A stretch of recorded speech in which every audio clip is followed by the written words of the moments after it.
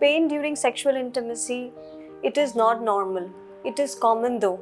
I am Dr. Shilpa. I am gynecologist practicing in Andheri West in Mumbai.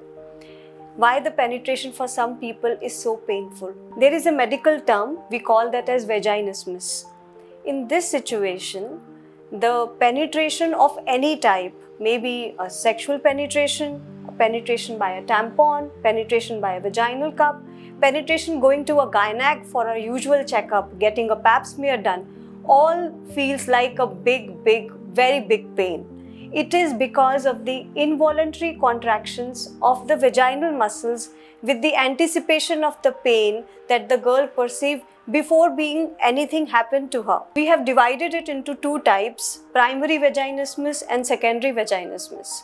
Primary vaginismus is a situation that she never had healthy, penetrative sexual intimacy or a tampon. And in secondary vaginismus, the lady was fine, but eventually, because of some reason, maybe a painful delivery, maybe because of an infection, she developed vaginismus. Why do people get vaginismus? Sometimes we are scared before what we hear from our friends, what we perceive that what sex can bring. It becomes very hard for the woman to have penetration intimacy. What we feel about vaginismus is more important than actually the trouble. So that's how vaginismus is, how it is diagnosed. When we examine a lady who has vaginismus, physically I see no problem, correct? I feel that the hymen, the vagina, everything looks fine. There is no infection, there is no inflammation, but somehow everything is so intense for her. She usually do the involuntary responses of bringing both the legs together, putting the bum up, and trying to push the gynac or supposedly the partner off because of the pain. In the medical term, we call that as Lamotte's classification, because it's a spectrum. Somebody will feel the pain, somebody will feel the pain to an intensity that she starts puking because of the fear. So that Lamotte's classification, I have put it in the link below, you can read about it. The treatment of vaginismus is directed to the mind and the body. There are two separate things. The mind controls the body and the body is how it responds to the mind. In the mind training, requiring a psychosexual counseling, talking about the previous fear, talking about what the issue is becomes very important. Sometimes we take the help of our spiritual, our meditation, speaking, journaling, all those things would make a very big difference.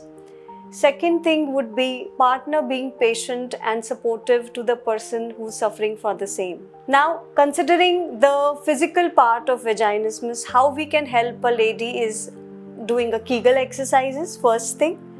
We have the dilators, which are very easily available of various diameters. We can start with the thinnest one and progressively increase on getting little thicker, and once she realizes that nothing happens to her, she becomes comfortable. The last but not the least, I would like to mention there is a treatment medically, we call that as Botox for vaginismus.